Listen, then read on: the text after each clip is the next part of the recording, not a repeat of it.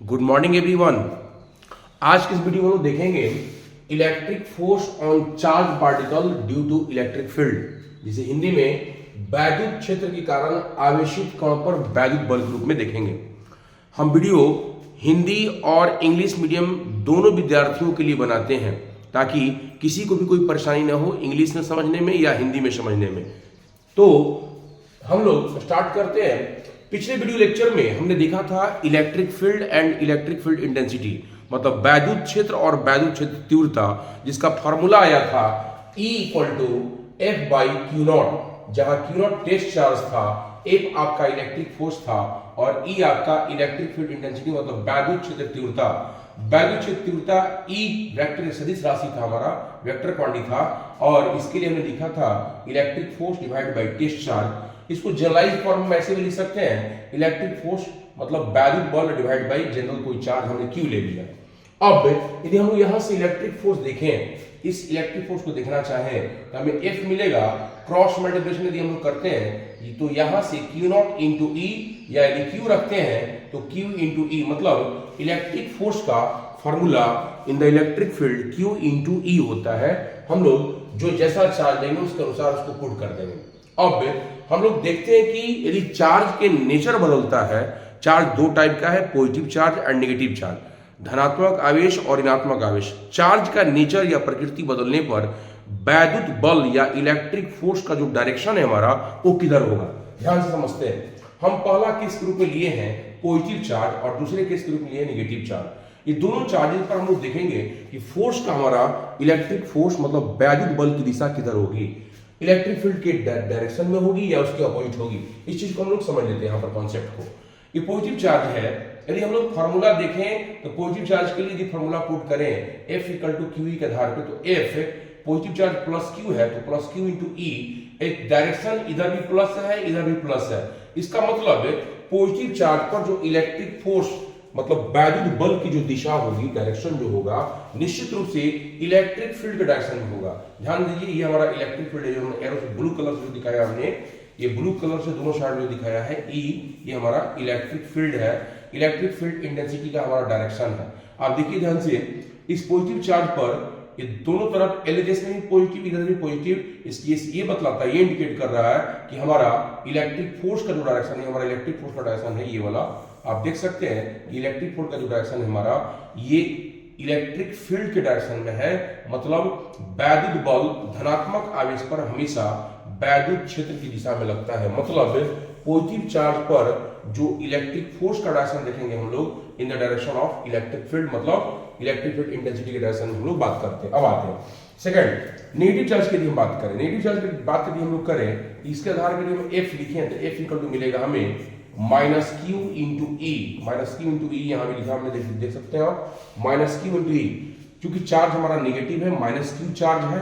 अब इधर plus direction, इधर माइनस डायरेक्शन, ये किस बात को इंडिकेट कर रहा है, ये इसको इंडिकेट कर रहा है कि इलेक्ट्रिक फील्ड हमारा इस डायरेक्शन में यदि हम लेते हैं, इलेक्ट्रिक फील्ड इस डायरेक्शन में है, तो निश्चित रूप से फोर्स का डायरेक्शन रिवर्स हो जाएगा, क्योंकि दोनों अपोजिट साइन के साथ कोरिलेटेड है, एक दूसरे से संबंधित है, प्लस इधर माइनस है। इसका मतलब इलेक्ट्रिक फील्ड के अपोजिट डायरेक्शन में विपरीत दिशा में नेगेटिव चार्ज पर फोर्स लगता है।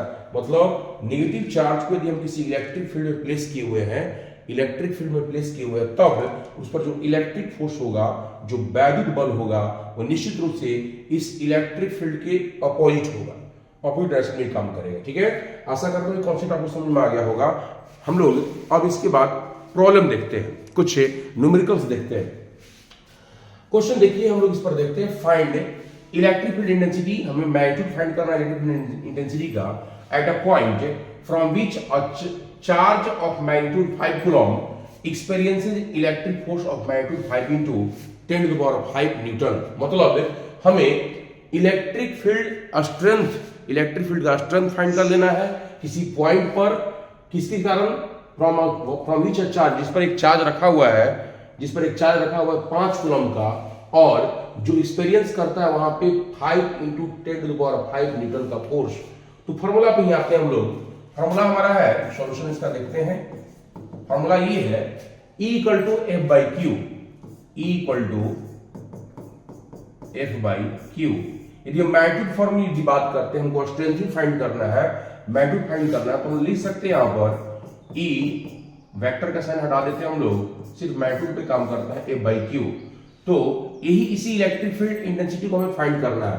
फोर्स दिया हुआ है और साथ ही साथ चार्ज का वैल्यू दिया हुआ है, तो हम लोग यहां से इलेक्ट्रिक फील्ड इंटेंसिटी फाइंड करने के लिए फोर्स का वैल्यू पुट करेंगे।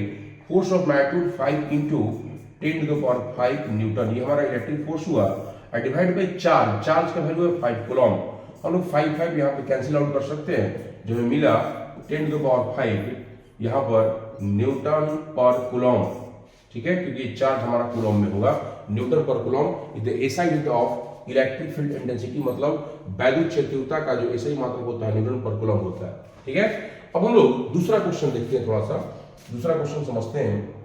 आशा करता हूं कि समझ में आ गया होगा आपको। अब हम लोग नेक्स्ट क्वेश्चन देखते हैं थोड़ा सा। सेकंड क्वेश्चन हम लोग देखेंगे, एक चार्ज है जिसका मैग्नीट्यूड, एक चार्ज है जिसका मैग्नीट्यूड 10 कूलम है और उसका मास है, और लिख रहा हूं मैं यहां पर a charge, question number 2, a charge of magnitude 10 coulomb and mass 1 kg, mass 1 kg is kept in electric field,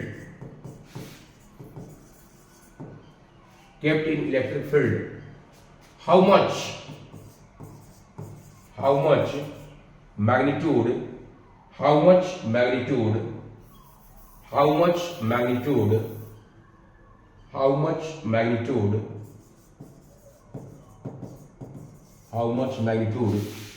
of electric field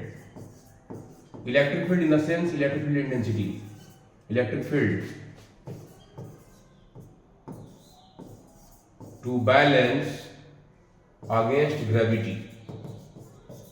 मतलब क्वेश्चन ये कह रहा है, हिंदी में इसको समझाता हूं मैं, ये कह रहा है क्वेश्चन कि एक चार्ज है जिसका मैग्नीट्यूड है 10 कूलम और मास है 1 kg, इसको किसी इलेक्ट्रिक फील्ड में रखा गया है अगेंस्ट ग्रेविटी, मतलब गुरुत्वाकर्षण के विरुद्ध या गुरुत्व के विरुद्ध इलेक्ट्रिक फील्ड का कितना स्ट्रेंथ रखना पड़ेगा ताकि वो बैलेंस अवस्था में रहे। जैसे मान लीजिए हम इस इलेक्ट्रिक फील्ड में एक चार्ज को हम रखे हुए, ये हमारा चार्ज है, इसका कुछ मास दे दिया है क्वेश्चन में 1 kg मास है और इस पर चार्ज जो है 10 कूलम है। इसको इलेक्ट्रिक फील्ड में प्लेस किया गया है। ऑब्वियसली इस चार्ज में मास है, charge can not exist without mass, charge बिना मास को तो हो नहीं सकता है। इस मास के कारण नीचे इस पर ग्रेविटी काम करेगा, गुरुत्वाकर्षण बल काम करेगा या गुरुत्व बल काम करेगा, तो गुरुत्व बल के कारण ये नीचे जाने की टेंडेंसी इसकी होगी। लेकिन इलेक्ट्रिक फील्ड इस डायरेक्शन में काम कर रहा है, ऊपर के डायरेक्शन में पॉजिटिव चार्ज है हमारा, तो इस ग्रेविटी के अगेंस्ट में इसको बैलेंस अवस्था में रखे हुए, बैलेंस अवस्था में मतलब चुपचाप ये स्थिर है। बैलेंस का मतलब न नीचे जा रहा है न ऊपर जा रहा है, इलेक्ट्रिक फील्ड इस तरह से है। तो बैलेंस तभी होगा जब अगेंस्ट ग्रेविटी इलेक्ट्रिक फील्ड, हमारा डायरेक्शन जो होगा इसका ग्रेविटी के अगेंस्ट में होगा, मतलब ग्रेविटी के अपोजिट डायरेक्शन में होगा।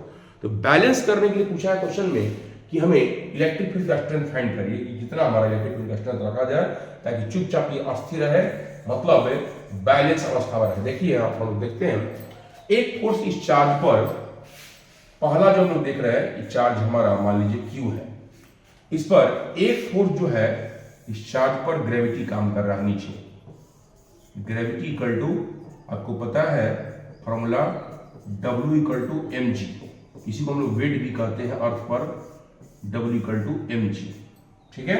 और इसके ऊपर जो है इलेक्ट्रिक फील्ड ऐसे काम कर रहा है, यदि हमारा इलेक्ट्रिक फील्ड ऐसे तभी इसको बैलेंस अवस्था में रखेगा। इस पर बैलेंस करने के लिए ऊपर के डायरेक्शन में हमारा इलेक्ट्रिक फोर्स काम कर रहा है, मतलब F equal to Q into E काम कर रहा है, Q इंटू E। और ये दोनों फोर्स जब तक इक्वल नहीं होंगे तब तक हमारा बैलेंस अवस्था में नहीं रह सकता, इसीलिए हम दोनों फोर्स को इक्वेट करेंगे, ठीक है।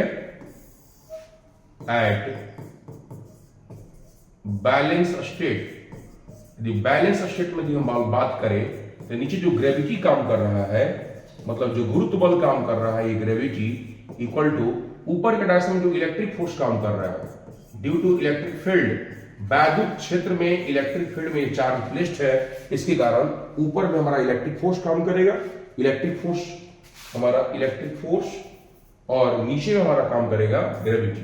ये दोनों इक्वल होंगे तभी बैलेंस स्टेट में होंगे। ग्रेविटी का हम जानते हैं m इंटू जी होता है और इलेक्ट्रिक फोर्स होता है q इंटू ई। हम छोटा स्मॉल q लिख सकते हैं, कैपिटल की आपकी इच्छा, ठीक है।